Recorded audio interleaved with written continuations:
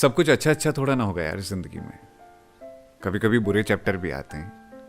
और मजे की बात यह है ना कि वही आपको सबसे ज्यादा सिखा कर जाते हैं। यहाँ मौसम एक जैसे नहीं रहते यार। तुम जिंदगी से कहाँ उम्मीद कर रहे हो। हेलो हाय, मेरा नाम पंकज जीना है और रिश्ते का तीसरा एपिसोड शुरू हो चुका है।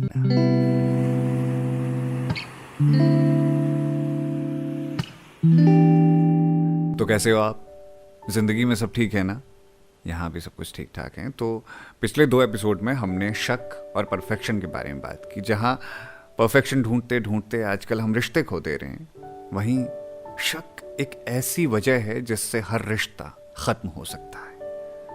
पर आज हम बात करने वाले हैं धोखे के बारे में। ये सुनते ही ना मेरे दिमाग में एक शेर याद आने लगता है बशीर बद्र साहब का कि कुछ तो मजबूरियां रही होंगी, यूं ही कोई बेवफा नहीं होता। आजकल शादियों का सीजन चल रहा है, तो कईयों के घर जुड़ रहे हैं तो कईयों के दिल टूट रहे हैं। तो ऐसे में कई लोगों को लग रहा है कि यार इतने साल तक मेरे साथ रिश्ते में रहने के बाद वो किसी और का हो गई या हो गया। अब मैं कहानी को जानता हूं। यह लड़का 4 साल से एक रिश्ते में था। दोनों एक दूसरे से खूब बातें करते थे और दोनों लगभग ऐसे थे जैसे पति पत्नी एक दूसरे के साथ।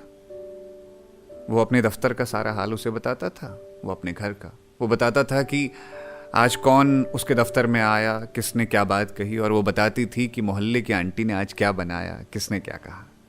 दोनों का बातचीतों का सिलसिला सब कुछ अच्छा चल रहा था। फिर कभी कभी वो फ्यूचर को लेकर बात करते तो काफी गहरी बातें हो जाती। लड़की की जब उम्र बढ़ रही होती है ना, तो घर वालों को टेंशन जरूर होती है। लड़की बोझ लगे ना लगे, पर लड़की विदा तो करनी ही होती है। और एक आम हिंदुस्तानी परिवार की तरह देखें तो यहां अक्सर ऐसा होता है। अब एक रोज ऐसा हुआ कि लड़की ने एक रिश्ते को हां कह दी। लड़के को लगा कि लड़की बेवफा है।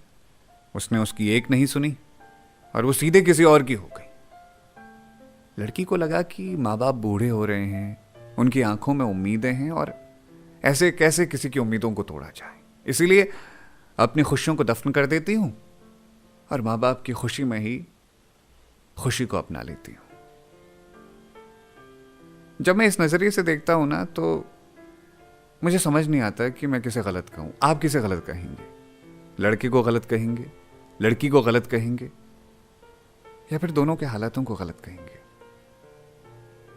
कई बार अपनी खुशियों को दफन कर हम दूसरों की खुशियों की खातिर जिंदगी भर के लिए गम अपना लेते हैं। हमारा जो पार्टनर होता है वो हमें बेवफा कहता है और हम खुद भी कभी खुश नहीं रह पाते। अब ये तो बात हो गई उन 2 लोगों की जिनको किसी दूसरी वजह से एक दूसरे से अलग होना पड़ा। पर वो लोग जो एक रिश्ते में होते हुए 2-3 रिश्ते एक साथ चला रहे हैं, मल्टीटास्किंग लोग हैं, ऐसे लोगों के लिए आप क्या कहेंगे? मुझे लगता है ऐसे लोग ना व्यापारी होते हैं। ये कभी किसी एक के हो ही नहीं सकते। वो गाना है ना कि जो भी प्यार से मिला हम उसी के हो गए, ये वैसे ही कुछ है। और जो सबका होता है ना, वो किसी का नहीं होता। ऐसे लोगों से अगर आपको धोखा मिलता है ना, तो बस आप इतना सोचिए कि आपने क्या अपना बेस्ट किया था।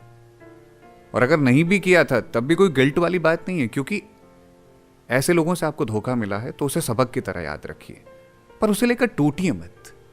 कई बार लोग प्यार के बिछड़ जाने के बाद सालों साल गमों में रहते हैं और सोचते हैं कि यार क्या जिंदगी हो गई है, क्या गम चल रहे हैं।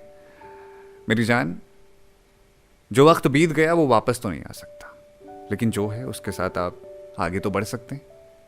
फिलहाल मोहब्बत में धोखे की बात, यानी रिश्तों में धोखे की बात तो यहां पर पूरी होती है, लेकिन अगले एपिसोड में हम लेकर के आएंगे इनसिक्योरिटी से जुड़ी हुई बातें।